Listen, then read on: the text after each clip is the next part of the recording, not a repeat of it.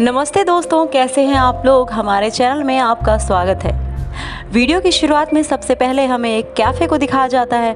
यहाँ की टीवी में एक इंटरव्यू को दिखाया जाता है जिसमें एक कल्ट नाम के ऑर्गेनाइजेशन में काम करने वाला जिनसू नाम का एक शख्स लोगों को बता रहा होता है कि कुछ समय से एक एंजल लोगों के बारे में एक आकाशवाणी करता है जिसमें उनके मरने के दिन और मरने के समय को बताया जाता है। अभी वो बोल ही रहा होता है कि तब तक वहाँ कोई हमला बोल देता है। ये टीवी में नज़र आता है। तभी कैफ़े में बैठे एक शख्स को हम देख पाते हैं जो मोबाइल लेकर बैठा होता है। वो हर समय केवल फ़ोन में टाइम चेक कर रहा होता है और जैसे ही उसके फ़ोन में 1:20 होते हैं कि तभी वहाँ कुछ डीमंस शीशा तोड़कर अंदर आ जाते हैं। वो सभी गोरिल्ला की तरह दिखाई पड़ रहे थे, साथ ही वो काफ़ी खूंखार भी नज़र आ रहे थे और उस टाइम देख रहे आदमी पर हमला करने के लिए आगे बढ़ने लगते हैं। वो अपनी जान बचाकर बाहर भागता है लेकिन वो उसका पीछा कर उसे जान से मार डालते हैं और सभी डीमंस वहाँ से गायब हो जाते हैं। अब अगले सीन में हम एक डिटेक्टिव को देख पाते हैं जो इस केस के बारे में पता लगा रहा होता है। वो अपने दोस्त के साथ हुए घटनास्थल पर जाता है जहाँ कई ऑफिसर्स भी मौजूद होते हैं। अब एक सीन में हम एक चल रहे सेमिनार को देख पाते हैं जिसमें जिनसू लोगों को समझा रहा होता है कि ये सब एक भगवान की लीला है। जिन लोगों ने लाइफ में कुछ बड़े पाप किए हैं उन्हें गॉड के द्वारा सजा दी जा रही है। अब वो डिटेक्टिव जिनसू से इस बारे में पूछता है तो वो उसको भी यही बताता है कि ये एक गॉड एक्ट है, हमें इसके बीच में नहीं पड़ना चाहिए। इसी बीच डिटेक्टिव की नज़र अपनी बेटी पर पड़ती है जो जिनसू के पास में नज़र आती है। इस पर जिनसू उससे कहता है कि आपकी बेटी मेरे यहाँ एक वॉलंटियर है और अगर आपको ये बात पसंद नहीं है तो आप इसे यहाँ से लेकर जा सकते हैं।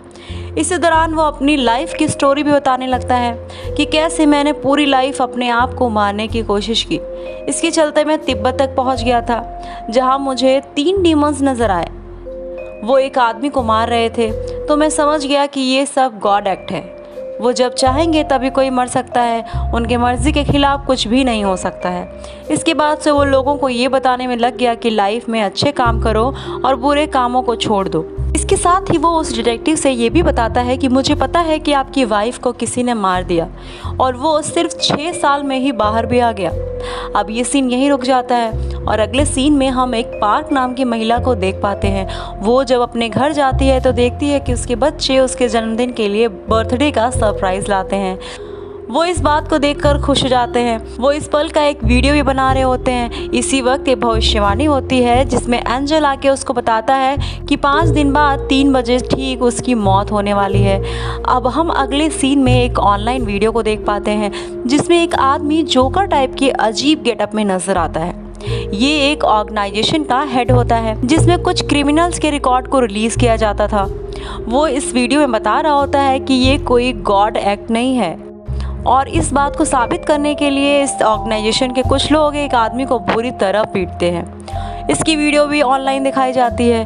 वो चोट खाया आदमी अब डिटेक्टिव के पास ये सब बताने पहुंचता है। उधर पार्क किसी से फ़ोन पर बात कर रही होती है और भविष्यवाणी और वीडियो के बारे में बता रही होती है। अब उसको एक ऑफ़र दिया जाता है जिसमें उसे मारने आए डीमंस का वीडियो बनाना होता है। भले वो उसे मारे या ना मारे लेकिन उसके पास पैसे आ जाएंगे। वो इसके लिए रेडी हो जाती है और कहती है कि अगर मैं मारी जाती हूँ तो ये पैसे मेरे बच्चों को दे दिए जाएं, लेकिन हमारी पहचान किसी को पता नहीं चलना चाहिए। अब मीन उसकी इस बात के लिए राज़ी हो जाती है और उसे लेकर जिनसू के पास जाती है।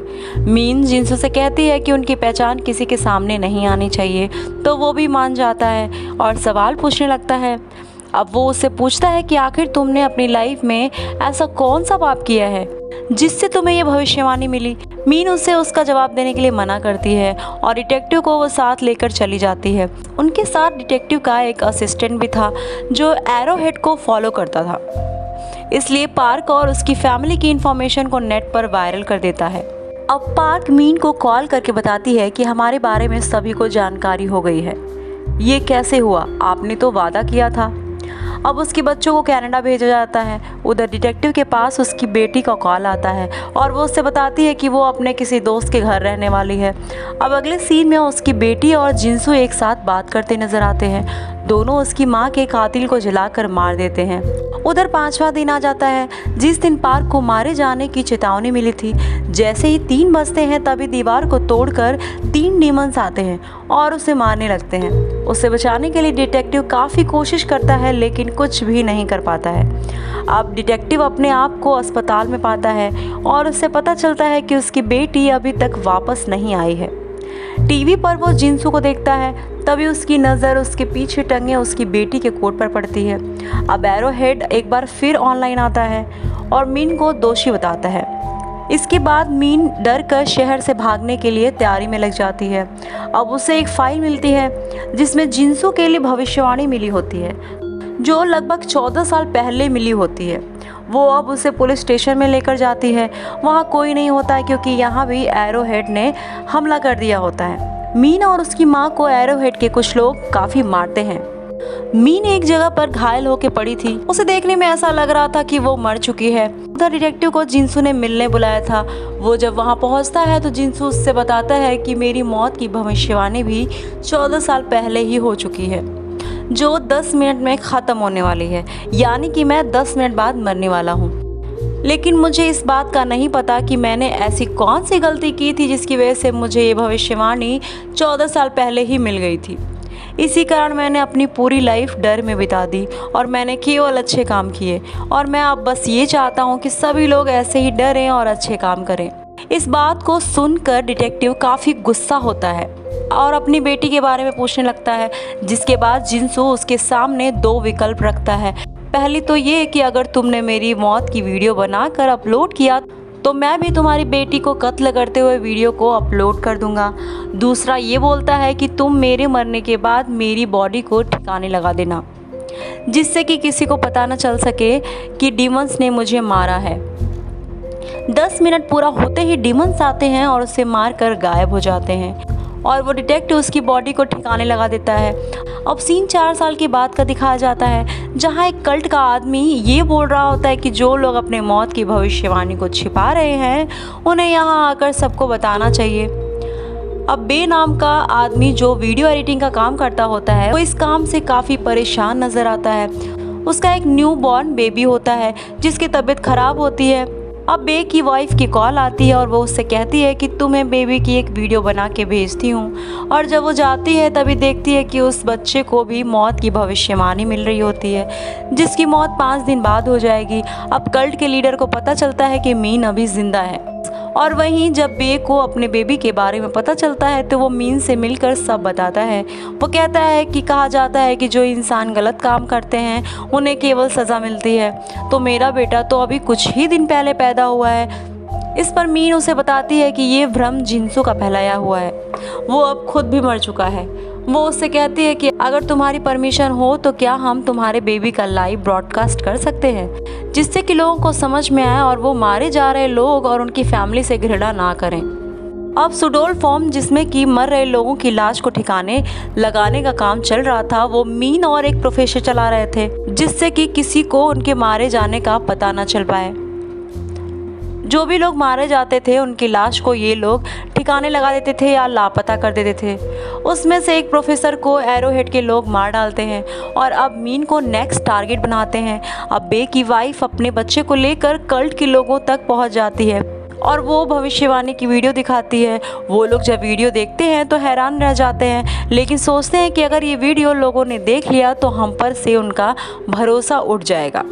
अगले सीन में एक आदमी मीडिया के सामने ये बता रहा होता है कि 10 मिनट में वो मरने वाला है और वहाँ लोगों की भीड़ जमा हो जाती है, जिसका फ़ायदा उठाकर मीन अंदर चली जाती है और वो बे की वाइफ और उसके बच्चे को वहाँ से निकाल लेती है। अब ये लोग ऐसे आदमी के घर पहुँचते हैं जो एरोहेड के लोगों के लिए पहले वीडियो एडिट कर रहा था, जिसके बारे में इन लोगों को जानकारी नहीं होती है। वो कल्ट वालों को जाकर बता देता है कि वो बेबी उसके ही घर में है। वो अब कल्ट के लोगों से बात करने के बाद अजीब गेटअप में अपने घर पहुंचता है और बे से कहने लगता है कि मैं तुम्हें और तुम्हारी वाइफ को मार दूंगा। वो उसे बेहोश करके जैसे ही बेबी और उसकी वाइफ के पास पहुंचने वाला होता है कि तभी मीन उस पर अटैक कर देती है। जैसे ही डीमंस आते हैं तो बे और उसकी वाइफ बच्चे को अपने बीच लपेट लेते हैं, जिससे डीमंस की रोशनी पड़ते ही दोनों जल जाते हैं, लेकिन उनका बेबी बच जाता है। वो आदमी फिर उसे मारने जाता है, लेकिन डीमंस दोबारा आते हैं और उसे मार डालते हैं। इस समय काफ़ी लोग जमा हो जाते हैं और इतने में कल्ट के लोग भी आ जाते हैं, जिनसे लोग अब नफरत करने लगे थे। कल्ट का लीडर एक आदमी को मारने लगता है, इसकी वजह से उसे पुलिस अरेस्ट कर लेती है। अब आखिरी सीन में मीन उस बच्चे को लेकर एक टैक्सी में जाती है। इसी बीच दिखाया जाता है कि पार्क की बॉडी भी अब खड़ी होने लगी थी, जिसको डीमंस ने मार दिया था, और सस्पेंस के साथ ये सीजन खत्म हो जाता है।